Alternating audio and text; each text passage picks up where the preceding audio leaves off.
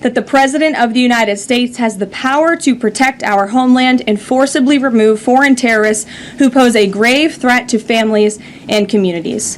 Thank you to the Supreme Court for upholding the rule of law and protecting the Constitution. Our message to the monster Tren de Aragua and MS-13 terrorists still hiding illegally inside our country is clear.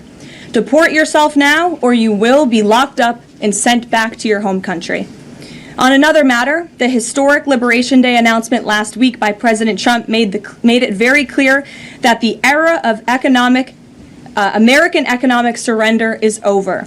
President Trump is no longer going to allow American workers and companies to be ripped off at the hands of foolish trade practices that shipped away millions of high-paying jobs and hollowed out communities across the country.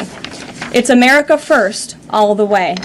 And despite fear-mongering by the media, the world is clearly responding to President Trump's approach.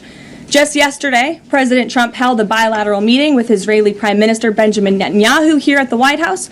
The Prime Minister pledged to immediately eliminate America's trade deficit with Israel and remove their trade barriers. Israel's proactive approach should serve as a model for the rest of the world. Also yesterday, the President spoke with Japan's Prime Minister, who wants to negotiate as well. The President also spoke to the acting President of South Korea this morning. He has tasked Secretary Bessent and U.S. Trade Representative Jamieson Greer to lead these talks.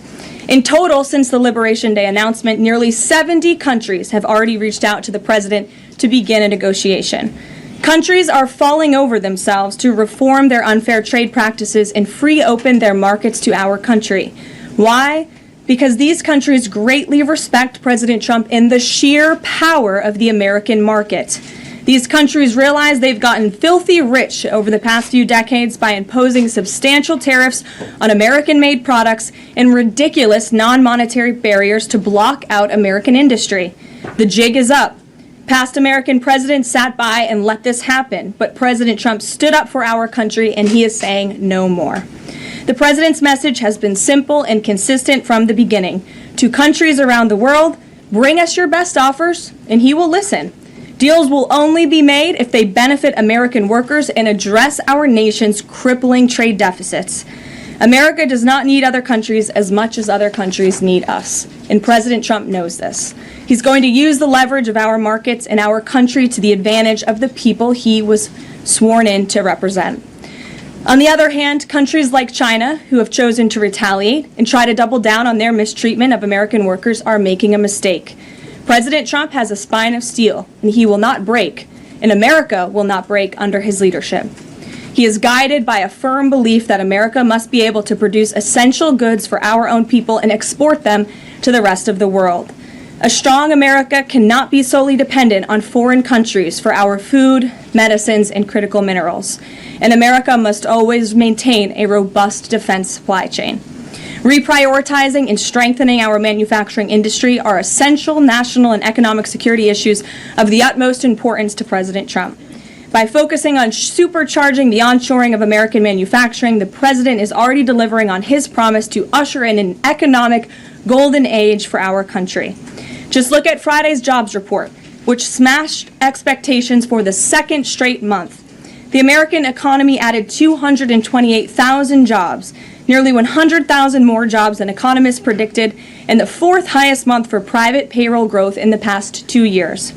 There was also a sharp increase in transportation, construction, and warehousing employment. And in just 11 weeks, President Trump has secured more than $1.5 trillion in private sector investment. This is $500 billion more than Joe Biden secured in his entire term.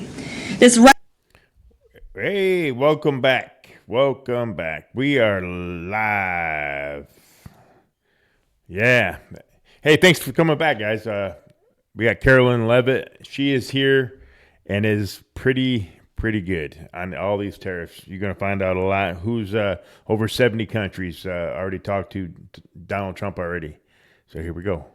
Record-breaking private sector investment will create roughly 350,000 American jobs and counting.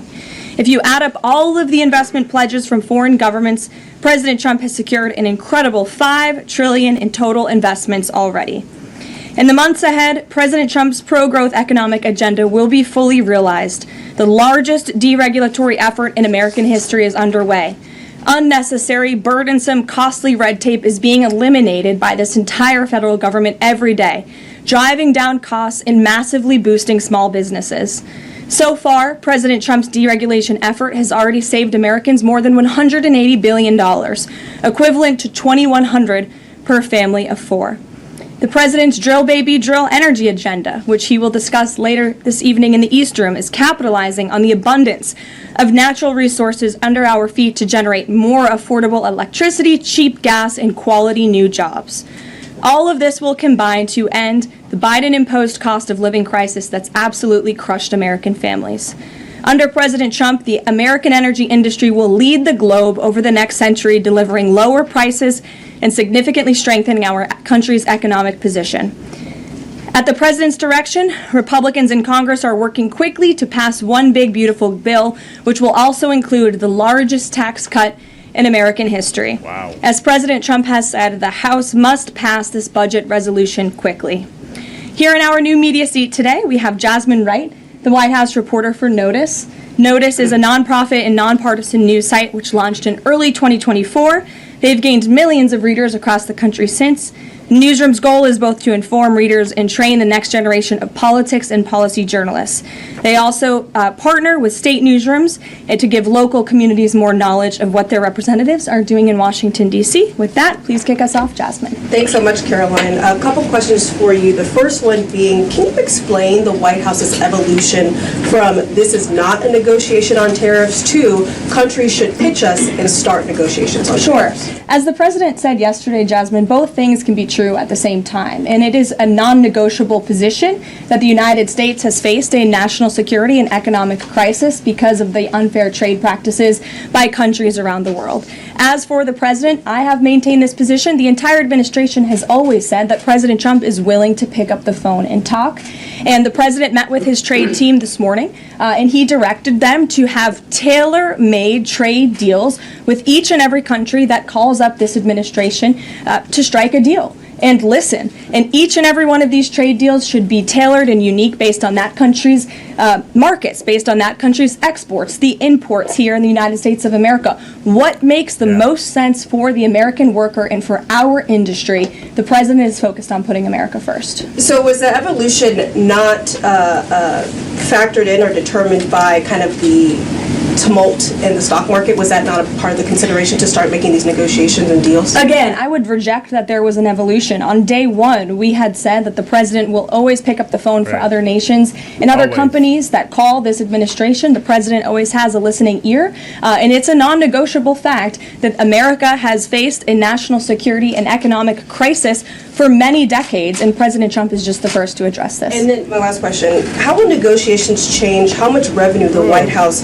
is planning to make from the tariffs? Well, that has yet to be seen, but as the president said, the reciprocal tariffs, which will continue to go in effect as these deals are negotiated and ongoing, will generate trillions of dollars in revenue to the United States. And this is twofold. The president wants to onshore jobs here to the United States of America. He wants to boost our manufacturing industry.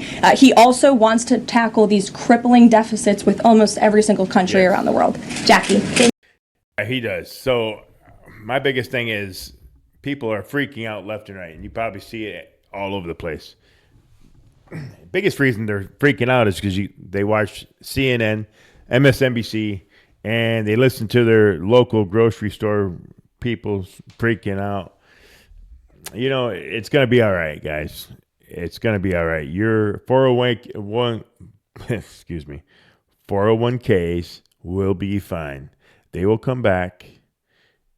Give it some time. Remember, 8%, Donald Trump said, of Americans are the wealthiest that are in the stock market. They own the stock market. The wealthiest, 8%, has the most stocks. Thanks, Karoline.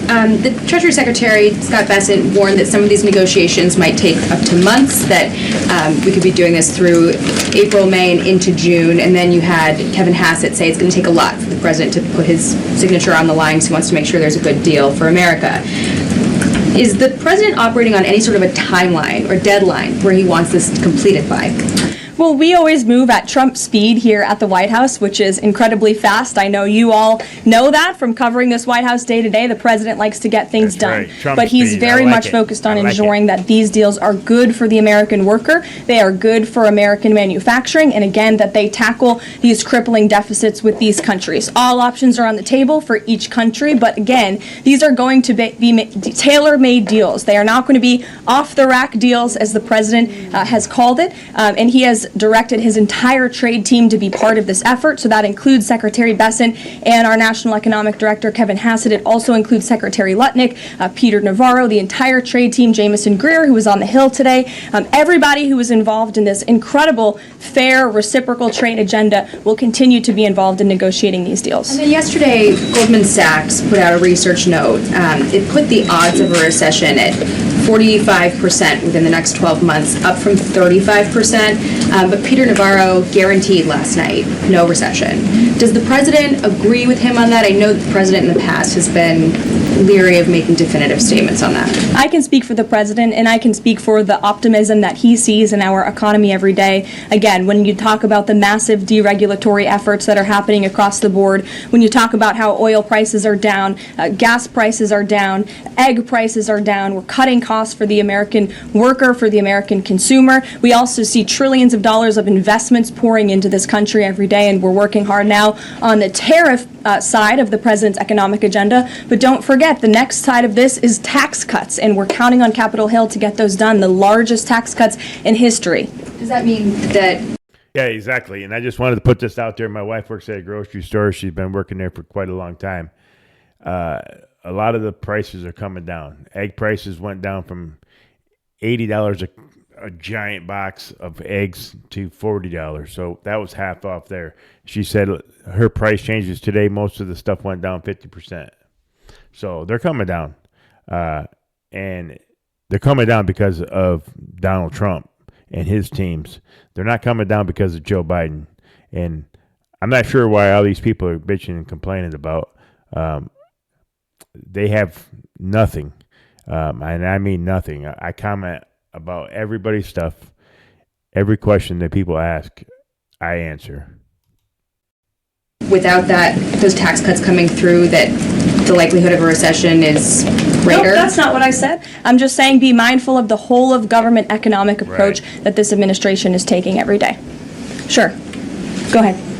Thank you, Karoline. You just said that one of the reasons these tariffs are going into effect is that some countries have been ripping off the United States, but some of the tariffs target countries like Madagascar, Bangladesh, with very high levels of poverty. So can you explain how the president wants to correct the deficit with those countries? Is there a plan, for example, to onshore the textile industry that these countries are known because, and, just like, can you be specific about those, like, low-income Sure. countries? Well, first of all, the reciprocal tariff rates that were implemented by country were focused on the monetary tariff that those countries have imposed on the United States, but also the non-monetary tariff barriers and the regulations, if you will, that have been put into effect over the years, making it harder for America to export to these countries. These were very carefully crafted numbers. There was also a 10% baseline tariff across the board, as well, as you know. Moving forward, the president will talk to any country that picks up the phone to call, and I can tell you the phones have been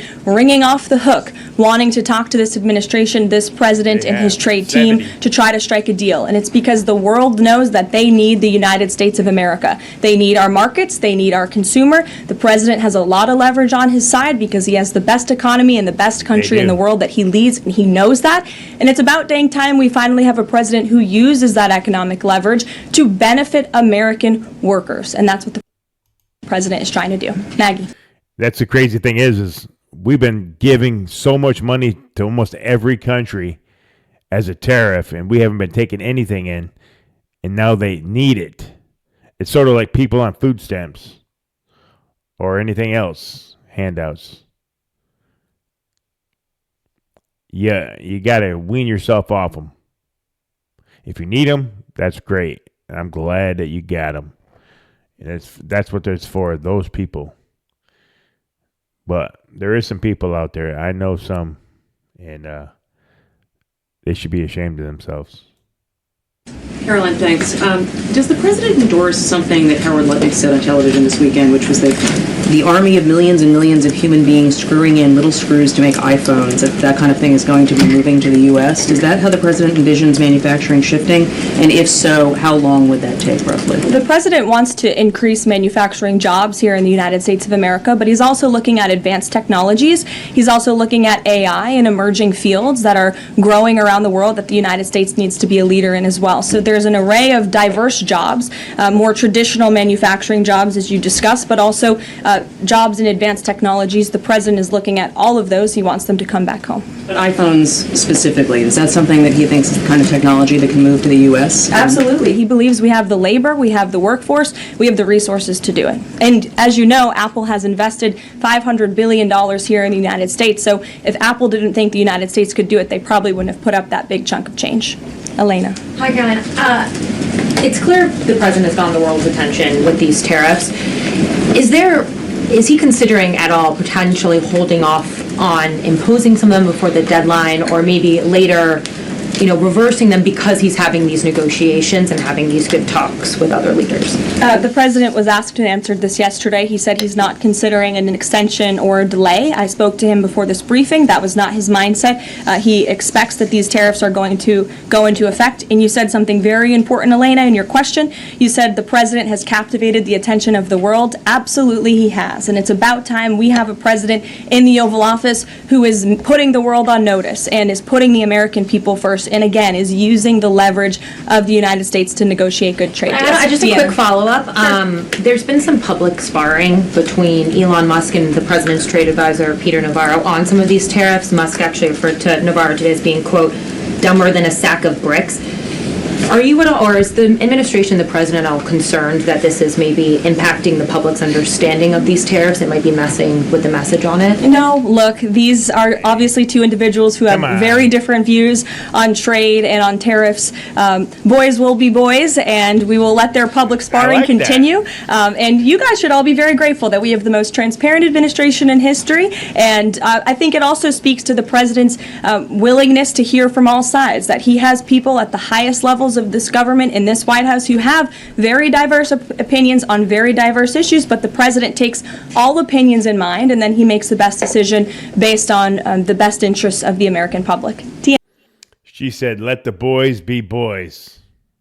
Man, that's awesome. Anna. Thanks, Caroline. On Truth Social today, Trump was talking about one-stop shopping talks with foreign leaders, bringing leaders to the U.S., to Washington, and talking to them about tariffs, but also other topics. So is that part of his strategy to bring the leaders to Washington and trying to get deals, outside of tariffs on foreign policy issues as well? I think the president, again, is going to have a custom, tailor-made approach to each and every country. And if that means discussions of foreign aid, of our military presence in these countries, how those troops are paid for, come to the table, that could be part of the negotiation in these economic negotiations. But it's the president's economic team who will be leading these. These are tariff and trade negotiations. And yes, they will be one-stop shopping for each and every country. They will be, as the president said again, tailor-made, not off the rack to each and every country, based on America's needs. And can you confirm? How are you? Thank you so much, Kara from Lindell TV. So President Trump has designated Tren de Aragua as a foreign terrorist organization and deported its members while also moving to restrict Venezuela's oil exports. Is the administration preparing additional military or economic actions against Venezuela and the Maduro regime? And my second question is about Supreme Court Justice Amy Coney Barrett. Is the administration have a comment on her decision to go with the liberals and go actually with the Tren de Araguas?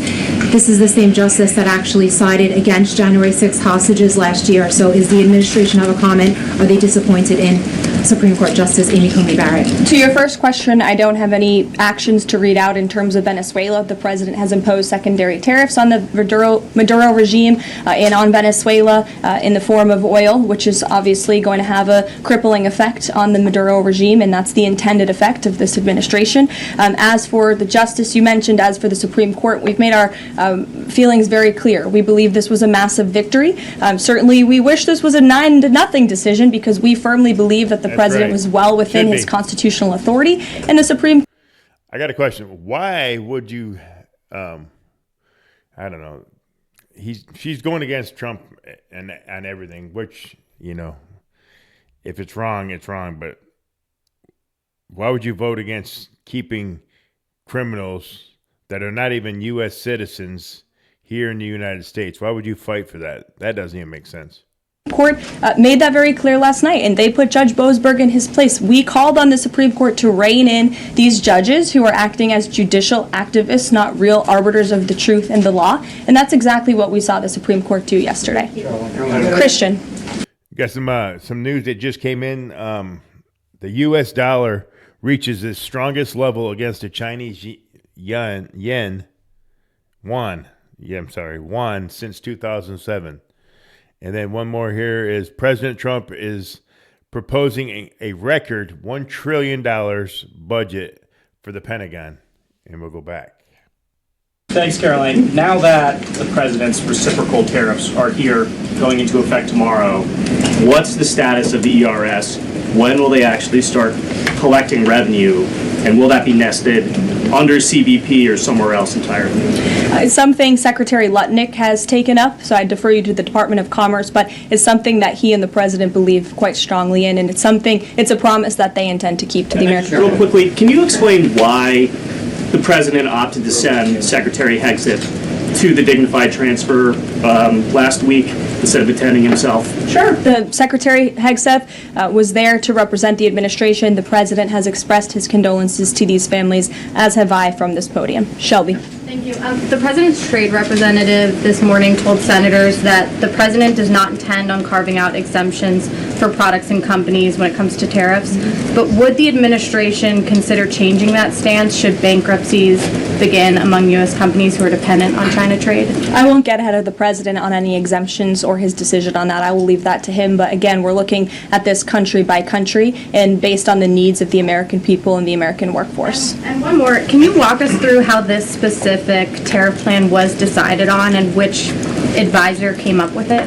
The reciprocal tariff plan? Yes. It was a plan that was discussed by the president's entire trade team over the course of many, many meetings, and the president ultimately decided on which way to go. A few proposals were given to the president. There was debate and discussion, and the president made his decision, and as you've seen very publicly, the entire trade team is on board with this plan and the negotiations that will ensue because of it. Sure. Caroline, on Iran, and given what's going to be happening on Saturday, what exactly is the current administration doing to stop Iran's funding of terrorist aggression worldwide that the previous administration wasn't doing? Well, first of all, when it comes to Saturday, I won't get ahead of the president. He has said there will be direct talks with Iran on Saturday. I won't further any details from this podium for obvious reasons, security reasons, and we'll, provide an update as we always have. However, when it comes to Iran, the president has reimposed crippling sanctions on the Iranian regime, and he's made it very clear to Iran they have a choice to make.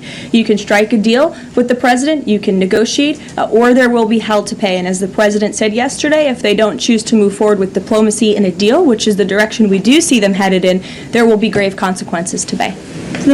Hey, what do you guys think? Do you think Donald Trump is doing a good job? Just comment down below in the comment section there, in the chat section. And also, do you think that these tariffs are a good thing? I'm just curious. I believe they're a good thing. I think in the short term, I think they're bad as far as like mentally, because people are not used to them. So they're freaked out. Their 401ks were down. But I think just like anything, everybody freaks out, and then it's just a big nothing burger. And then it come to find out it's going to help us. Back row. Thanks, Caroline. On the president's threat yesterday on social media to increase tariffs against China by an additional 50% in response to their retaliation, has he signed anything in terms of an executive order, any documentation around that? Will that additional 50% go into effect tomorrow? They will be going into effect at 12:01 a.m. tonight, so effectively tomorrow, yes. We'll work on that today? Of course, as always. To the gentleman in front of you, because that's who I originally called on. Go ahead. Take one last question. Over the weekend, President Trump said that he would be willing to have U.S. citizens deported to El Salvador with the cooperation of President Bukele. How would that work legally, and how many people would potentially be available for that operation? So the president has discussed this idea quite a few times publicly. He's also discussed it privately. You're referring to the president's idea for American citizens to potentially be deported. These would be heinous, violent criminals who have broken our nation's laws repeatedly, and these are violent, repeat offenders in American streets. The president has said if it's legal, right? If it's legal. But I have to disagree. I don't know if he was just messing around, but even if it's legal, I don't know. They still have rights because they are citizens. So I'm not really sure how that's going to go, but I'm against that. Even though they're heinous criminals, they're still, if they're civilians, United States citizens, I believe that they should stay right in America. Because I'm assuming they still can see their kids. But I can see that on the other hand, just getting rid of them. If there is a legal pathway to do that, he's not sure. We are not sure if there is. It's an idea that he has simply floated and has discussed very publicly as in the effort of transparency. Reagan. Yeah, there's a lot more to this this press briefing. I just got a few of the questions, about 30 minutes of it. There's another 30 minutes of it. If you want to go down and take a look at that, go ahead and take a look. But, hey, what do you guys think? You think Americans, heinous Americans, should be put into camps over in El Salvador? Is the question. Would you put yes or no down below? I'm just curious what everybody else thinks. I mean, I get it if they're heinous, whatever crimes, but I still think they're American. I think they should stay here personally, but what do I know? Hey, thanks guys for showing up and showing out. I appreciate it. Man, we finally hit 1,400 subscribers. We're at 1,406 and we are growing. It's just going to get better. Again, I don't edit my videos just because I'm trying to be as truthful and honest with you. I'm just down to earth, Army veteran, just loving life, and I love politics, and I hope you do too. And I love Donald Trump. Go Trump. We're gonna come out of this ahead, guys. It's gonna be glorious. It's gonna be glorious. I mean, people are freaking out right now, but don't be freaked out too bad because Donald Trump said only the weak fail. I think that's what he said. See, I would have edited that out, but I didn't. But anyway, love you guys. See you later. Have a good night.